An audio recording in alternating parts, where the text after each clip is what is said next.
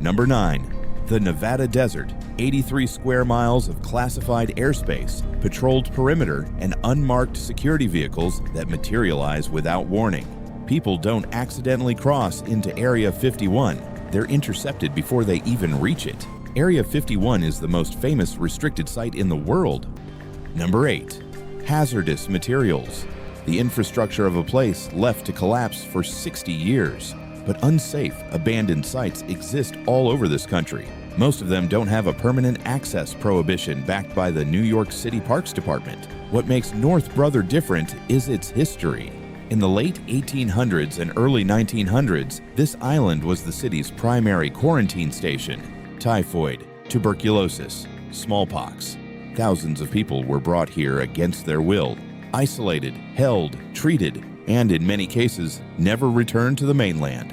The most famous resident was Mary Mallon, Typhoid Mary, held here for the last 23 years of her life without trial, without conviction, without legal recourse. She died on the island in 1938. The facility was later used as a rehabilitation center for teenage drug users.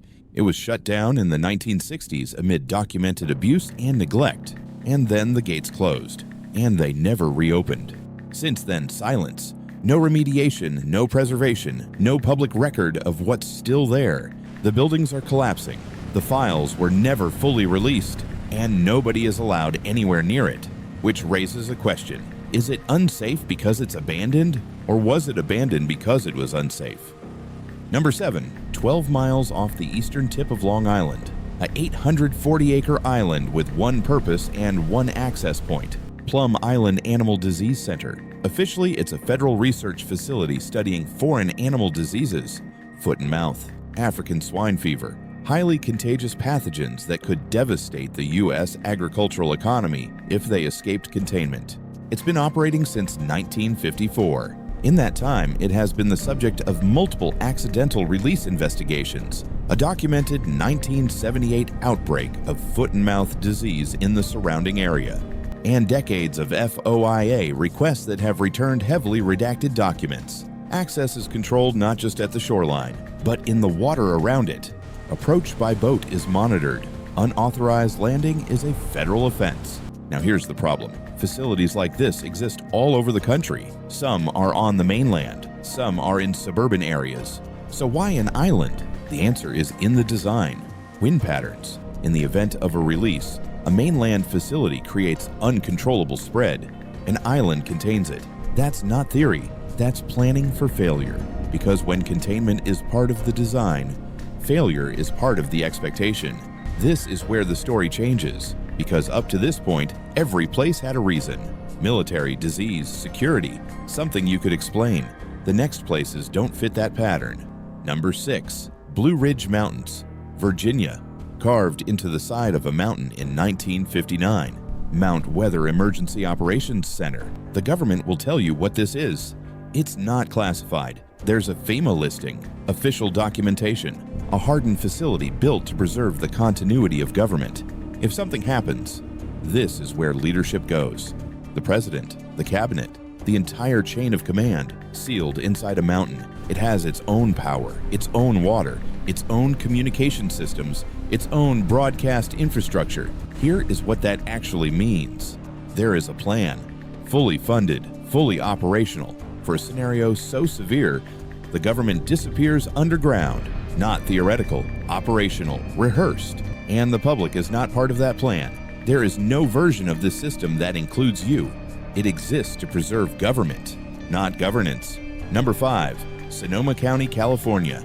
2,700 acres of redwood forest, cabins, stages, private compounds, Bohemian Grove. Every July, this becomes one of the most restricted private gatherings in the country. Former presidents, CEOs, military leadership, media executives. The official explanation is simple. It's a retreat, a place to relax. But if that's true, why is every camera banned? Why is security tighter than most diplomatic summits? And why have former members described it as the place where policy is discussed before it becomes policy? No records, no transcripts, no oversight, which means whatever decisions are made there only exist for the people in the room. Number 4, Fort Knox, Kentucky. a vault holding thousands of tons of gold, one of the most secure locations on Earth. The security makes sense. The secrecy does not. No one outside a small authorized group has been inside since 1974.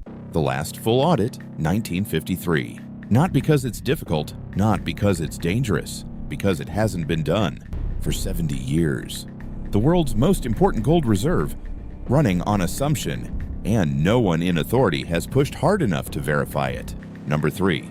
Off the coast of Hawaii, an island with no roads, no tourism, no outside access. Niihau. This one is different because the restriction wasn't imposed. It was chosen. A closed community preserving language, culture, and identity. No outside influence, no interruption, and it works. But isolation like this always creates a question. What happens when a place exists completely outside external oversight? In this case, continuity. But the question still remains. Number 2. Utah Desert. 800,000 acres, Dugway Proving Ground. This is where chemical and biological weapons are tested. Now, not historically, now.